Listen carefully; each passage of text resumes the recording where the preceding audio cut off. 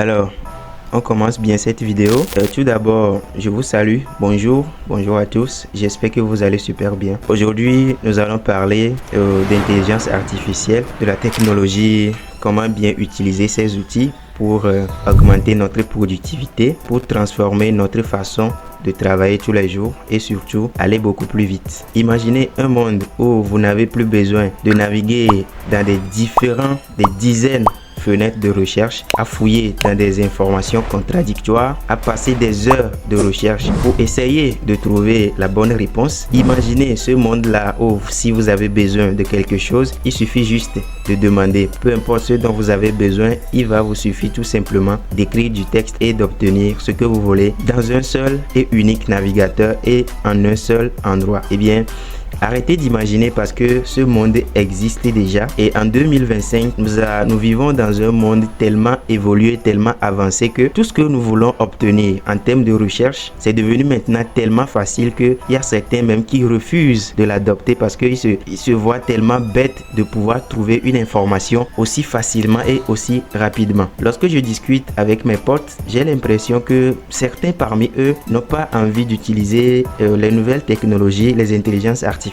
parce que ils se disent que c'est vraiment trop facile. Autrefois, les sujets qu'on nous donnait, les sujets de recherche qu'on nous donnait à l'école, on passait pratiquement des semaines, voire même des mois à faire des recherches pour pouvoir trouver des informations. On était obligé d'aller dans les bibliothèques, aller sur internet, regarder plusieurs vidéos YouTube avant de pouvoir trouver l'information qu'on recherche. Et ça prenait énormément de temps, ça prenait des heures, des semaines avant de trouver ce que nous recherchions, la réponse que nous recherchions. Mais aujourd'hui, c'est tellement facile de trouver l'information qu'il y a des gens qui sont vraiment hostiles à adopter ces nouvelles technologies. Mais vous savez, le monde évolue. Même aujourd'hui, Google que nous avons là. Je sais que Google, c'est déjà, en tout cas pour moi, Google est déjà périmé. Je ne l'utilise presque plus. Ces outils que nous avons là, à l'époque, lorsque ces outils ont fait leur apparition, il y avait eu des gens qui étaient résistants. Parce qu'ils se disaient, il y a les bibliothèques, il y a les livres, c'est beaucoup plus safe, c'est beaucoup plus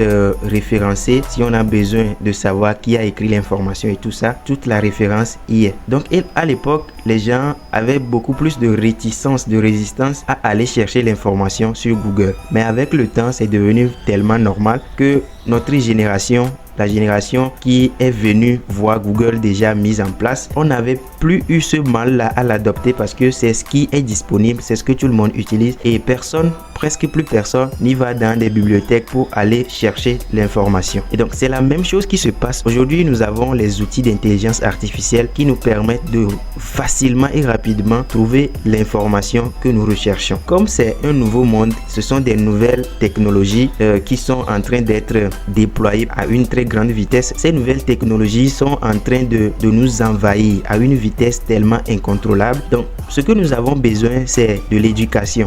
Nous avons besoin de nous éduquer pour pouvoir s'adapter vraiment rapidement à ces nouvelles technologies et les utiliser à notre avantage. Aujourd'hui, les outils comme ChatGPT, comme toutes les autres intelligences artificielles, autrefois c'était des outils tellement cachés que seule une petite communauté avait accès à ces genres d'outils et ils l'utilisaient pour augmenter leur productivité, ils l'utilisaient pour aller encore beaucoup plus vite. Mais aujourd'hui, nous tous, nous pouvons avoir accès à ces outils, mais l'ironie c'est que nous ne savons pas comment les utiliser. Et donc, pour pouvoir les utiliser, nous devons nous éduquer. Le mal c'est que nous avons ChatGPT, mais la plupart des personnes ne savent pas comment l'utiliser. Et aujourd'hui, j'aimerais vous présenter quelques petites fonctionnalités que ChatGPT nous offre mais vous n'osez pas utiliser parce que vous ne savez pas à quoi ces outils-là servent. Et donc aujourd'hui, j'aimerais vous présenter ces outils, ces petites fonctionnalités qui sont disponibles sur ChatGPT mais que personne n'ose toucher parce que vous ne comprenez pas ce que ça sert. Alors moi, je les appelle les super pouvoirs de ChatGPT. Et donc dans cette vidéo, je vais vous présenter les 4 super pouvoirs de ChatGPT qui vont radicalement transformer votre productivité. Sans plus tarder, nous allons nous rendre sur mon écran d'ordinateur et on va commencer par les voir.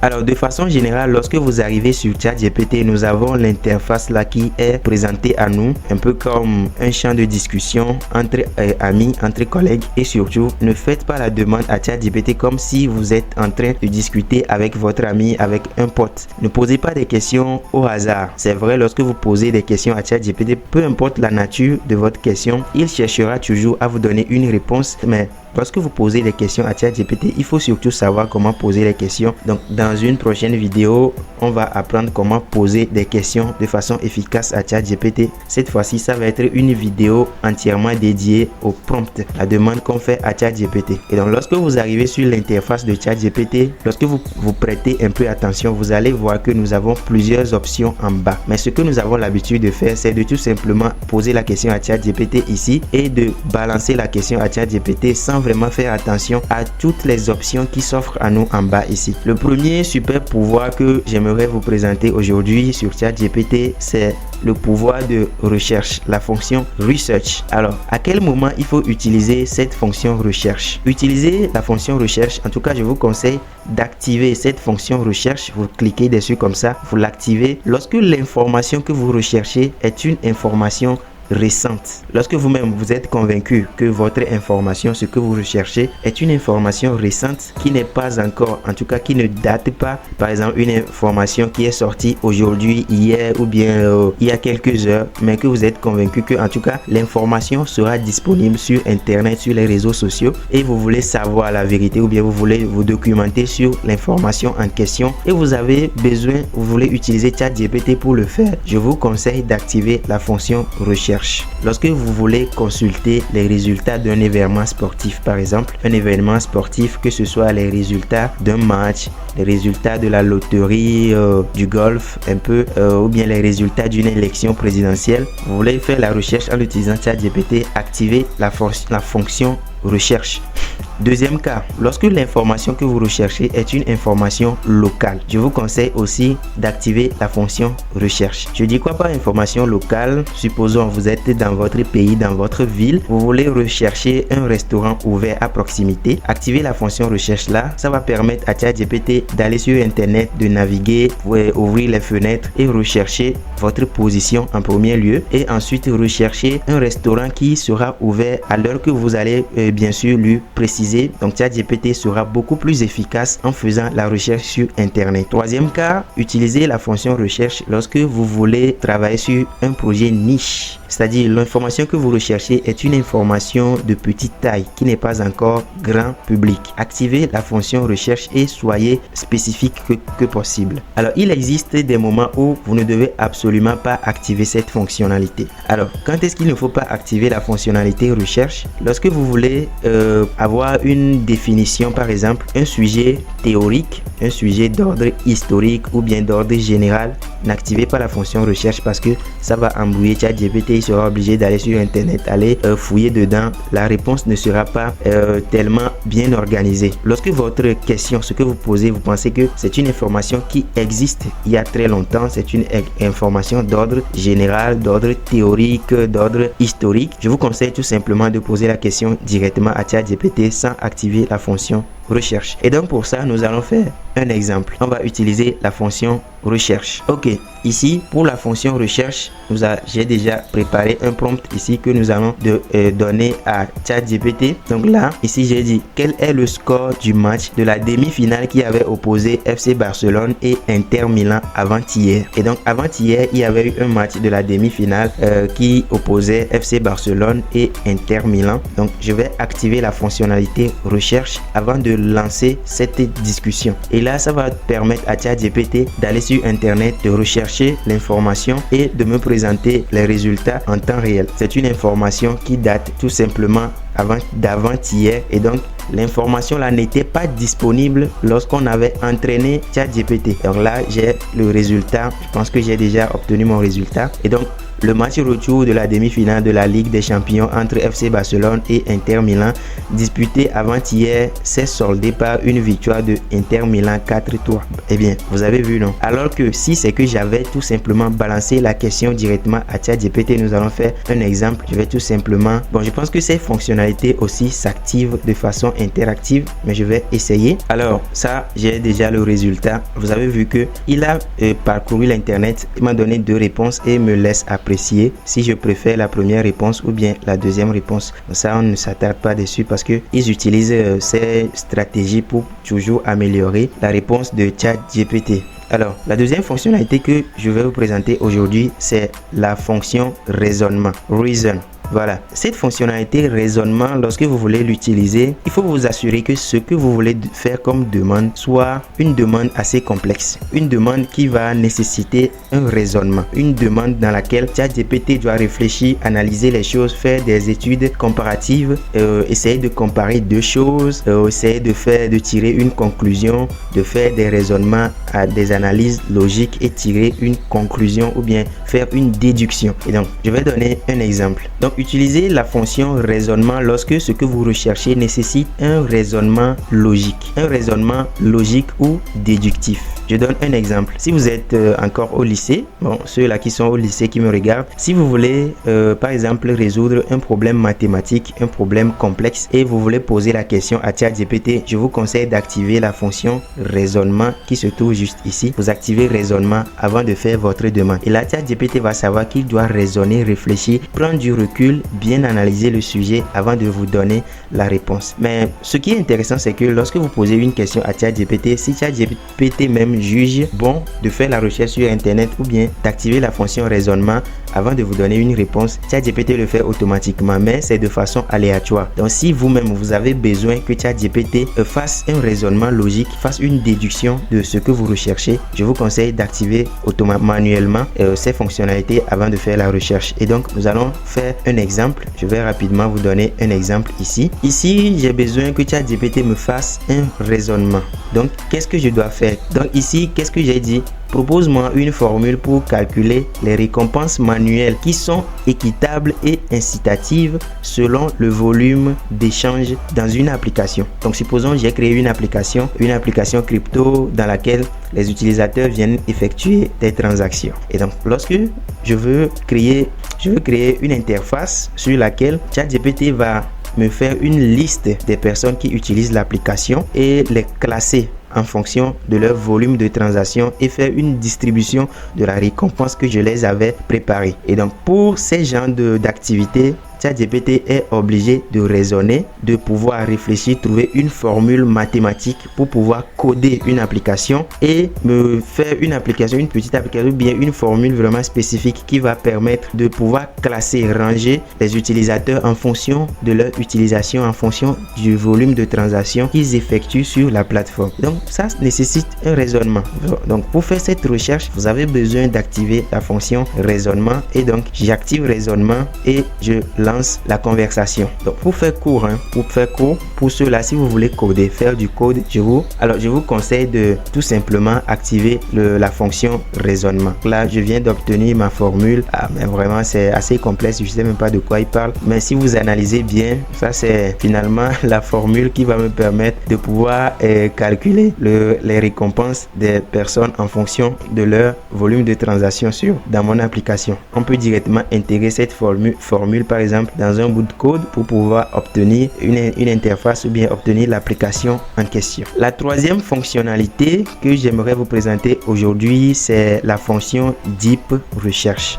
Donc la recherche profonde. C'est quoi la recherche profonde? La recherche profonde, c'est tout simplement une recherche beaucoup plus avancée. Et bon, dans quel cas on utilise la recherche profonde? Utilisez la recherche profonde, l'outil qui se trouve juste ici, l'onglet là. Utilisez l'onglet là si vous voulez faire une recherche beaucoup plus avancée, une recherche qui nécessite le voyage entre plusieurs sites de recherche. Supposons vous voulez faire une recherche dans laquelle vous avez besoin d'aller lire les blogs, vous avez besoin de lire les livres, vous avez besoin de regarder les vidéos YouTube, vous avez besoin d'aller sur Twitter, vous avez besoin d'utiliser plein d'outils. ChatGPT va faire tout cela à votre place si vous activez la fonction la recherche profonde qui est Deep Research. Lorsque vous utilisez Deep Research, ChatGPT va aller beaucoup plus en profondeur et vous sortir un résultat beaucoup plus détaillé, beaucoup plus référencé. ChatGPT va aller consulter les informations sur YouTube, aller sur Twitter, aller sur Facebook, aller sur plusieurs sites de recherche pour pouvoir remonter l'information jusqu'à vous sortir un résultat tellement pur et détaillé. Logiquement, cette recherche prend énormément de temps. Nous allons voir un exemple tout à l'heure, ne vous inquiétez pas. Soyez un peu plus patient les amis. Ok, Donc qu'est-ce qu'on va faire? On va tout simplement faire un exemple et vous allez voir comment ça marche. Donc je vous préviens, cette fonctionnalité prend énormément de temps. Donc il existe des moments où vous ne devez surtout pas activer cette fonctionnalité si vous voulez faire de la recherche rapide, si vous voulez obtenir des informations tellement rapides, ou bien si ce que vous avez besoin est juste une simple définition, ou bien lorsque l'information que vous recherchez est déjà disponible de façon ponctuelle quelque part sur un site donné. N'activez pas la fonction Deep Research parce que ça va tout simplement vous perdre le temps et ce que vous recherchez ne sera pas tellement efficace. On va voir un exemple. Donc ici, je lui ai préparé un exemple. Vous allez voir que ça va être un peu plus costaud. On va activer la fonction Deep Research. Et donc, quel est l'exemple, le prompt que je lui ai préparé? Je lui ai demandé: rédige-moi un rapport détaillé sur l'état de la blockchain en Afrique. Les détails de cette recherche, donc il va me présenter les statistiques, les acteurs qui sont en jeu, les obstacles que la blockchain rencontre en Afrique, les opportunités et surtout une projection dans 5 ans. Donc, dans 5 ans, l'état de la blockchain en Afrique. J'active la fonction Deep Research avant de lancer cette conversation. Et vous allez voir que ChatGPT va me poser quelques questions pour que la recherche soit beaucoup plus efficace, spécifique. Et là, il me pose la question, pour bien cadrer le rapport, pourrais-tu préciser si tu veux une vue d'ensemble continentale ou un focus sur un certain pays? Là, ça c'est normal. Je lui ai demandé l'état d'avancement en Afrique, mais il me demande: est-ce que je veux vraiment une vue d'ensemble sur tout le continent, ou bien est-ce que mon idée c'est de travailler sur un pays spécifique? Là, c'est très intéressant. La deuxième question, il me demande si tu souhaites inclure les crypto-monnaies ou uniquement les applications blockchain. Ça, c'est une question très pertinente parce que je lui ai demandé la blockchain, mais nous savons que aujourd'hui, on ne parle pas de blockchain sans parler de la crypto-monnaie. Ouais, bien évidemment, la crypto-monnaie est tout juste un cas d'utilisation de la blockchain. Là, il me demande identité numérique, traçabilité, etc. Donc, ça, ce sont les cas d'utilité de la blockchain. Troisième question, il me demande le niveau de technicité attendue. Donc, quel est le niveau de technicité attendu que je recherche dans ma recherche? ChatGPT comprend que ce que je demande est une recherche professionnelle. Est-ce que vous voyez? Donc, il va prendre du recul et me poser certaines questions pour que la recherche soit beaucoup plus adaptée et exploitable. Alors, je vais essayer de répondre à ces différentes questions rapidement. Alors, je viens de répondre aux questions, donc je lance la conversation et vous allez voir que ChatGPT va maintenant commencer sa recherche. Il va aller sur les sites, vraiment fouiller dedans, va lire les articles et me donner le résultat que je souhaite. Ok, on va patienter juste un peu. Là, ici, on va voir que la recherche est en train d'être effectuée. Lorsqu'on clique dessus, on peut voir ici tout ce que ChatGPT est en train de faire, les tâches qu'il réalise lorsqu'il va sur un site internet, là où il va pour rechercher les informations. On peut voir ça en temps réel. C'est assez fou, n'est-ce pas? Ok, bon, vu que cette recherche va prendre un peu de temps, je vais continuer par vous présenter la dernière fonctionnalité de ChatGPT qui est aussi assez intéressant. Donc, cette dernière fonctionnalité de ChatGPT se cache ici, derrière ici. Lorsque vous cliquez sur ces 3 points, vous allez voir, nous avons ici Canvas. Alors, Canvas, ou bien certains l'appellent Canva. À quoi ça sert exactement? Eh bien, utilisez Canvas lorsque vous voulez travailler sur du code, lorsque vous voulez travailler sur quelque chose, lorsque vous voulez travailler sur un projet qui va nécessiter des pages d'écriture. Activez directement la fonction Canvas. Activez Canvas aussi si vous voulez interagir directement avec la réponse que ChatGPT vous donne. C'est-à-dire, lorsque vous avez la réponse de ChatGPT, vous avez la possibilité de modifier directement cette réponse et de lui demander de modifier la réponse si vous voulez,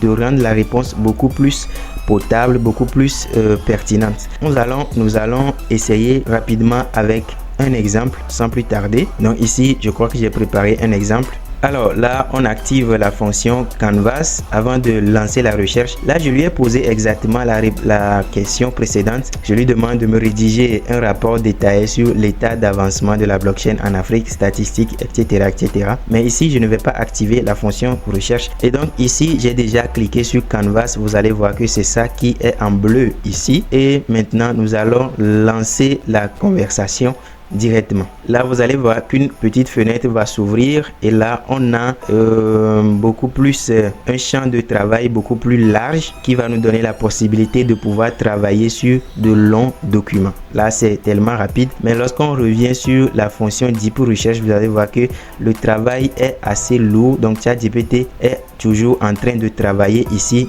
Il a déjà analysé 39 sources et vous pouvez directement voir tout ce qu'il est en train de faire ici.